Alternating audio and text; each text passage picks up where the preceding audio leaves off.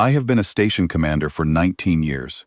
I have managed supply crises, diplomatic failures, and once, even a reactor leak that could have killed everyone on board. I have always believed that calm thinking and proper procedure could solve any problem. But on the day the Cathara came, I learned that some problems do not care about your procedures. Some problems only understand one language, and it is not the language of diplomacy. Relay Station Araxis 9 was never built for war. It was a humanitarian waypoint, a place where refugees could rest, receive medical treatment, and wait for transport to safer regions of the galaxy.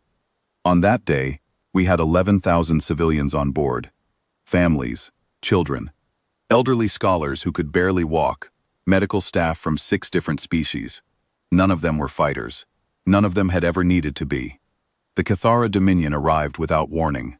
3 capital warships dropped out of faster-than-light travel, so close to the station that our sensors barely had time to register them before their assault carrier was already deploying boarding craft. The Cathara are an empire built on conquest and slavery. They do not negotiate. They do not make demands.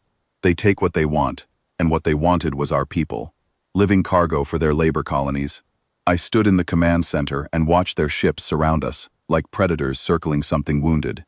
The station shuddered as the first boarding craft latched onto our outer hull. Below me, I could hear the sounds that will follow me for the rest of my life. Children crying, parents trying to keep their voices steady, the hum of emergency bulkheads sealing one after another, locking people into deeper sections of the station, buying time that we did not have enough of. I authorized a Priority 0 distress call. In the Galactic Compact, this is the highest level of emergency. It means that civilian lives are in immediate danger, and that any allied species within response range is obligated to send assistance. Not requested. Obligated. It is written into the treaty that every member species signed. I transmitted our coordinates, the number of civilians on board, the size of the enemy force, and our estimated time before the hull would be fully breached. 14 hours, maybe less. Then I waited. 1 hour passed. The communications officer, a young Devani woman who had only been assigned to my station for 3 months, sat perfectly still at her console. Her eyes did not leave the screen. Every few minutes she would look at me, and I would see the question she was too professional to ask out loud. Where are they? Where is everyone? At the 3-hour mark, the Valori hegemony, our closest and most powerful ally, sent a text-only message. Not a fleet, not even a single ship, a message. It expressed grave concern about the situation and assured us that the matter would be raised at the next council session. The next council session was scheduled for 11 days from now. We had 11 hours left, at best. The Rinthal Collective, a species famous for their ancient warrior traditions, reported that their fleet was occupied with defensive exercises and could not be redirected. The Olithian Consortium, whose entire population had been saved from a plague 6 years ago by the very medical teams now trapped on my station, did not respond at all. Not even a message, just silence. Every ally, every treaty partner, every species that had ever sat beside us at diplomatic banquets, spoken of unity, and signed documents promising mutual defense. None of them came. I stood in my command center and felt something break inside me that was not fear. It was something quieter and much worse. It was the understanding that every promise we had been given was meaningless, that when the moment came, we were alone. At hour 5, the communications officer spoke. Her voice was strange, not afraid, confused. She told me she was receiving a response on an old frequency, one that had not been used for standard communications in years. The signal had no government seal and no diplomatic header. It was a short, unencrypted audio message from a species that most of the galaxy preferred to keep at a comfortable distance. Humans. A woman's voice came through the speakers. It was calm and unhurried, as if she were reading a weather report instead of answering a distress call in a war zone. She identified her vessel as the Pale Horse. She said, there were 14 people on board, combat veterans, all retired. Their estimated arrival time was 6 hours. She asked us to leave the portside docking clamps unlocked and to keep all of our people below Deck 4. Then the transmission ended. I played it back 3 times. 14 people. Against 3 capital warships and a full ground invasion force. I assumed it was a symbolic gesture. A brave, pointless thing. Humans were known for such things. My second-in-command, Korath, had served alongside humans once, years ago, during a border conflict I had only read about in reports. He listened to the message, and then did something that unsettled me more than the invasion itself. He nodded slowly, walked to the docking controls, and began preparing the clamps without a word.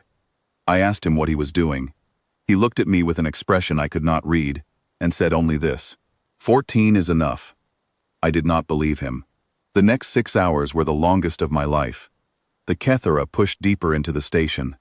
My security teams were not soldiers. They were station guards with basic sidearms, trained for handling disputes, not repelling an invasion. But they stood in doorways and corridors, holding positions so that families could retreat to the lower decks. Some of them did not survive. They knew they would not, and they held their positions anyway. Then the pale horse arrived. It was not what I expected.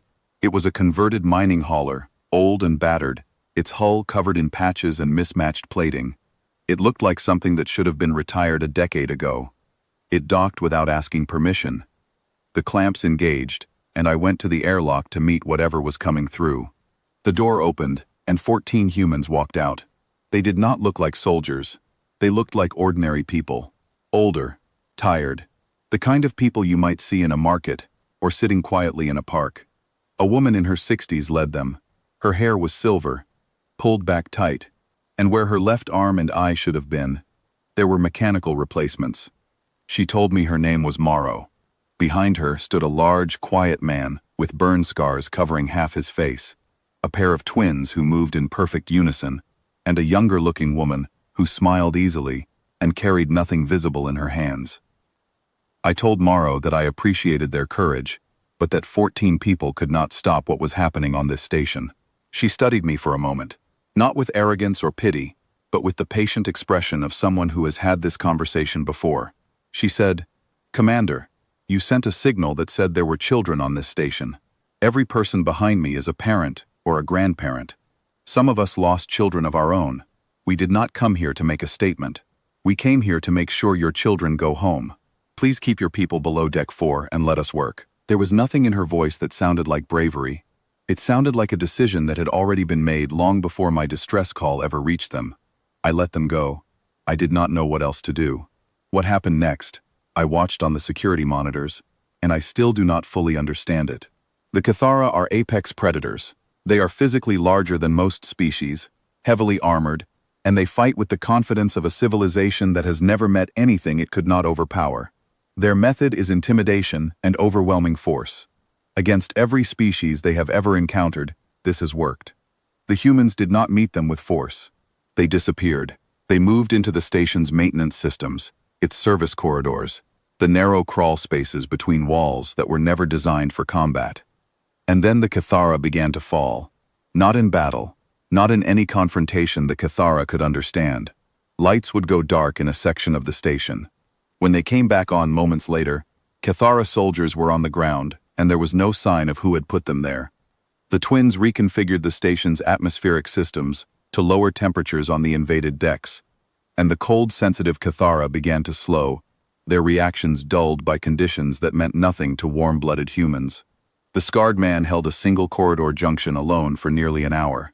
When Kethara reinforcements finally pushed through, they found their advance team defeated, and the man already gone, moved to a new position somewhere deeper in the station. The woman with no visible weapons turned out to be an engineer. She reprogrammed cargo loading equipment into barriers and traps. She sealed corridors. She redirected power. She never once engaged the enemy directly, and she did not need to. I intercepted the Kethara communications as the hours passed. Their tone changed in a way I had never heard before. The ground commander contacted his fleet and requested immediate reinforcement. The fleet commander asked how many enemies they were facing. There was a long pause before the answer came. They did not know. They could not count them. They could not find them. The station itself seemed to be turning against them. I realized, watching from my monitors, that the Kethara had come here as hunters, but somewhere in those corridors and dark passages, the hunt had reversed, and the Kethara knew it. Meanwhile, Morrow took the pale horse back into open space. 3 warships moved to destroy her, 1 battered mining hauler against 3 military vessels. It should have lasted seconds, but the pale horse carried industrial plasma cutters designed to slice through asteroids, and Morrow flew directly at the lead warship at a range so close their defensive systems could not track her. The cutters went through their engine housing as if it were paper. The ship went dark in 12 seconds. Morrow broadcast to the remaining 2 ships. Her voice was still calm. She told them she had 5 cutters left and invited them to consider their options. They ran. On the station, the remaining Cathara ground forces, cut off from their fleet, did something that their species had never done in recorded history. They put down their weapons. They surrendered. And they surrendered specifically to the humans, because the humans were the only force in that station they respected enough to trust. It was over, but the cost was real. 3 of the 14 did not survive. Morrow spoke their names once, clearly, and without emotion. Hendricks, Okafor, Liang. She did not repeat them. 2 others were badly wounded. My medical staff rushed to help, and I could not stop thinking about how the Olethian doctors now treating these humans belonged to the same species that had ignored our call for help. I found Morrow afterward in the docking bay, running checks on her ship. She was injured herself, though she had not mentioned it. I asked her the question that had been building inside me since the moment she walked through that airlock. Why? They had no treaty with us, no alliance, no obligation. This was not their fight. She was quiet for a long time. Then she said something I will carry with me for the rest of my life. Commander, everyone on this ship has done things in their past that do not wash away. We carry that. Hendricks died in there, and his last act was carrying one of your children to safety. A child he had never met. That is not forgiveness. There is no such thing. But when your signal came through, and it said children, and nobody else was answering, we did not discuss it. We did not take a vote. We just turned the ship. She looked at me. You want to know why? Because we remember what it feels like to call for help and hear nothing, and we decided a long time ago that if we were ever close enough to hear that silence, we would fill it. In the days that followed, the galaxy responded. Suddenly, everyone had ships on the way. The Valori sent diplomats. The Rinthal offered peacekeepers. Everyone wanted to be present now that the danger had passed. I was asked to write an official report, and when the council requested that I soften the section about the human volunteers to avoid embarrassing our allies, I refused. At the bottom of my report, I added 1 paragraph. I wrote that on this day, 11,000 civilians called for help. Every treaty ally chose silence. 14 retired human veterans, bound by no law and no obligation, answered. 3 of them died for people they had never met, from species that had never formally treated them as equals. I wrote that I would not soften this, and that history should remember exactly who came and exactly who did not. 6 months later, we built a memorial wall near the main docking port of the station. It is the first thing anyone sees when they arrive. 3 names are engraved on it in human script. Below the names, in every language spoken on the station, there is a single line that reads, "They came when no one else would."